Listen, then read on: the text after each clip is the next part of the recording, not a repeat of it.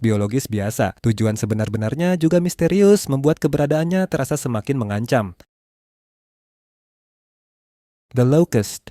The Locust adalah entitas humanoid sangat kurus dengan tubuh hitam dan tinggi dengan wajah terdistorsi. Tingginya mencapai sekitar 3 hingga 4 meter, membuatnya selalu terlihat menjulang dan tidak proporsional. Di sekitar kepala dan lehernya sering terlihat seperti selang atau kabel organik yang terus bergetar. Ia muncul melalui layar, televisi, monitor, bahkan ponsel. Seolah dunia digital hanyalah pintu baginya. Ketika ia keluar dari layar, gerakannya patah-patah seperti video rusak yang dipaksa berjalan di dunia nyata. Korban yang diserangnya tidak mengalami luka luar, tetapi bagian dalam tubuh mereka lenyap seolah diambil begitu saja. Karena itu, banyak yang menyebut Locust sebagai pemakan isi, bukan pemakan daging. Meski brutal, ia kadang berperilaku seperti anak kecil, tertawa kecil, meniru suara, atau memanggil korban dengan nada polos. Kontras ini membuat kehadirannya terasa jauh lebih disturbing. The Locust sering memanggil dari layar, menunggu respons, dan semakin dekat seseorang mendekati perangkatnya, semakin nyata dia terlihat. Banyak kesaksian menyebut bahwa ia tidak menyerang jika tidak diperhatikan, namun begitu korban menatap matanya di layar, Locust mulai keluar. Cara bertahan darinya sangat sederhana. Jangan lihat, jangan dengar, dan matikan perangkat yang memunculkannya. Sayangnya, rasa penasaran manusia menjadi senjata terbaik Locust. Ketika seseorang terlalu lama menatap layar yang gelap, ia mungkin saja sudah berdiri tepat di balik pantulan itu.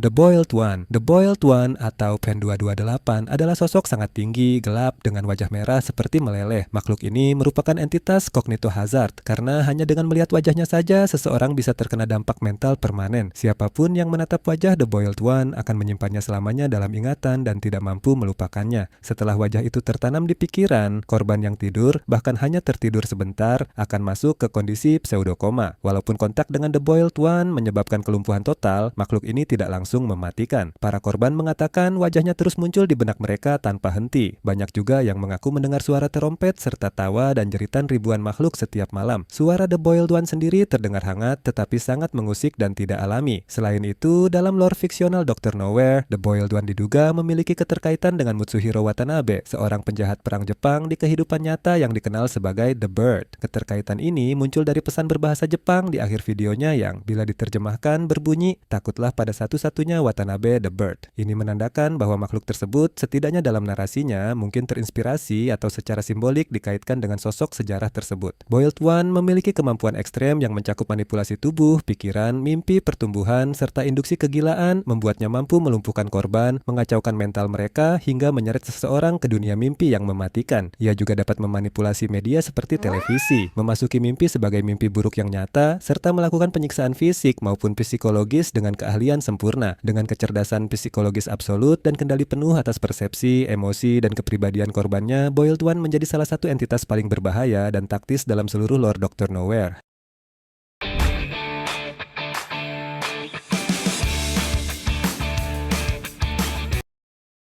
Guild. Guild adalah makhluk yang muncul dalam video The Boy and the Bath karya Dr. Nowhere. Sosok ini digambarkan tinggi, kurus, lehernya membusuk, kepalanya tampak gepeng seperti teriris, dan dari tenggorokannya keluar akar, jamur, atau lumut. Ia diduga merupakan manifestasi rasa bersalah sang orang tua setelah meninggalkan anaknya sendirian di kamar mandi hingga tenggelam, ditunjukkan oleh bak mandi yang meluap dan perilaku sang orang tua yang seolah-olah menyangkal kejadian itu. Petunjuk seperti krip dan mainan di kamar tidur serta adegan Guild berbaring di krip di akhir video menunjukkan bahwa ia kemungkinan adalah bayi atau anak kecil. Dalam video, Guild terlihat menghuni kamar mandi dekat bathtub seolah menjadi bayangan kesalahan fatal yang tak bisa dihapus. Makhluk ini bisa saja hanyalah halusinasi yang muncul dari rasa benci diri sang orang tua atau benar-benar manifestasi fisik dari rasa bersalah tersebut. Ada kemungkinan juga krip itu menunjukkan bahwa sang orang tua pernah mengurus anak lain yang hilang atau meninggal karena ulah entitas itu. Alternatif lainnya, Guild mungkin tercipta dari kecemasan sang orang tua yang sedang menantikan kelahiran bayi, sebagai wujud ketakutan mendalam bahwa anaknya bisa meninggal saat atau setelah lahir.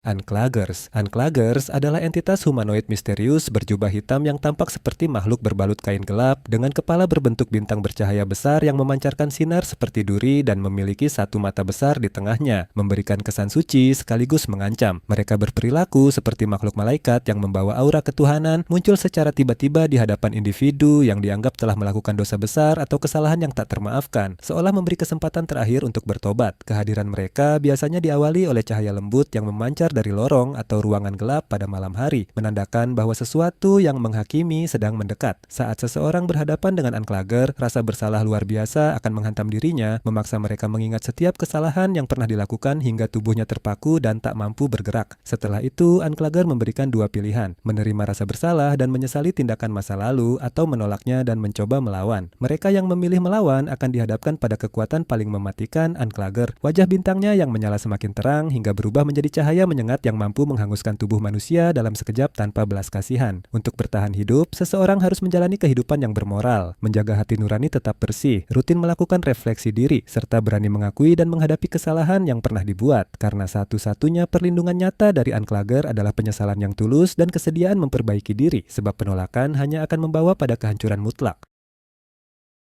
J.P. Jotters. J.P. Jotters adalah salah satu karakter paling unik dan ambigu dalam universe Dr. Nowhere. Ia dikenal sebagai makhluk berjenis Sunfolk atau Sunman, yang menjadikannya bagian dari ras atau entitas universe Dr. Nowhere. J.P. memiliki kehidupan yang cukup biasa. Rutinitasnya adalah bangun setiap pagi, pergi bekerja, dan menjalani hari sebagai pemilik toko J.P.'s Thing Store of Stuff and Other Things, sebuah nama yang menunjukkan sifat J.P. yang menyukai berbagai macam benda. Selain mengelola toko yang menjual barang-barang aneka rupa, ia juga berprofesi sebagai pengusaha di bidang budidaya peternakan pabrik. Namun, yang membuat J.P. Jotters menonjol adalah sisi lain dalam dirinya. J.P. dengan bangga menyebut dirinya sebagai profesional prankster atau penjahil profesional. Sisi ini ia salurkan dengan menjual peralatan lelucon, prank gadgets, menggunakan nama samaran. Hal yang lucu adalah samarannya digambarkan sama sekali tidak efektif, dan ironisnya, semua orang tahu bahwa dialah yang berada di balik bisnis lelucon itu. Aktivitas rahasia ini didasari oleh ketakutan J.P. bahwa istrinya akan mengetahui kegiatannya, padahal sumber cerita menyebutkan bahwa istrinya lah yang justru memberinya ide untuk menjual peralatan lelucon tersebut. Ini menunjukkan kontradiksi yang lucu dan sedikit menyedihkan dalam kepribadian J.P.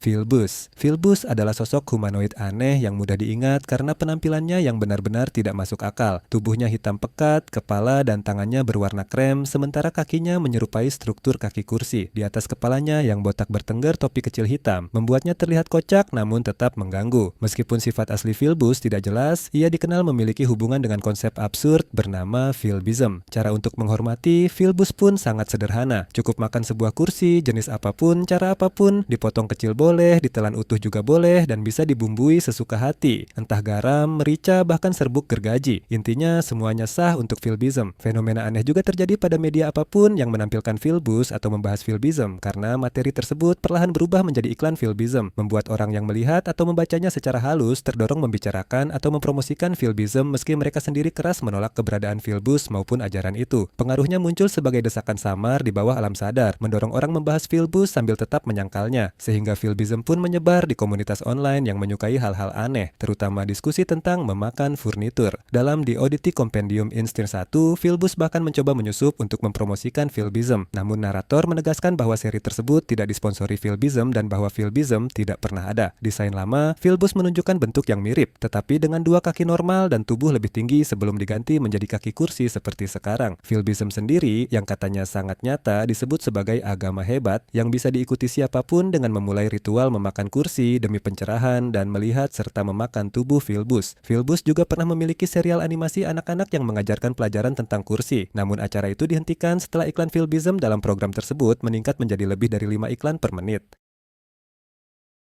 The Doctor. The Doctor adalah sebuah entitas paranormal yang misterius dan bersifat jahat. Wujudnya menyerupai sosok laki-laki yang sangat tinggi secara tidak wajar, tubuhnya kurus dan mengenakan sesuatu yang mirip setelan jas. Dari punggungnya menjulur 6 lengan panjang yang mencapai lututnya. Di bagian kepala terdapat deretan duri yang membentuk siluet seperti topi bercabang 4. The Doctor tampaknya membuntuti orang-orang tertentu, meskipun tujuan akhirnya tidak diketahui. Korban yang mengaku pernah melihatnya biasanya mengalami paranoia berkepanjangan, visi-visi mengganggu, mendengar suara-suara tanpa sumber di tengah malam, dan munculnya rasa lapar aneh terhadap sajian yang bukan manusia. Pada tahun 1947, seorang pria tak dikenal memotret saudara perempuannya dan keluarganya di sebidang tanah rumput milik ayah mereka. Dalam foto tersebut, The Doctor terlihat berdiri tegak tanpa bergerak sedikit pun. Sang fotografer mengaku merasakan kehadiran yang sangat tidak nyaman sebelum akhirnya menoleh dan melihat sosok itu secara langsung. Namun dalam sekejap, entitas itu menghilang. 3 tahun kemudian, pada 1950, 4 bulan setelah pria tersebut memberikan komentar publik mengenai foto tersebut, ia menghilang tanpa jejak. Yang tersisa hanyalah pakaian dan barang-barang pribadinya.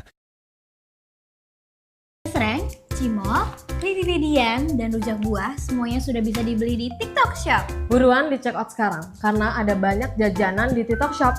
Dan kalian nggak perlu khawatir, karena belanja di TikTok Shop gratis ongkir dalam maupun luar Pulau Jawa.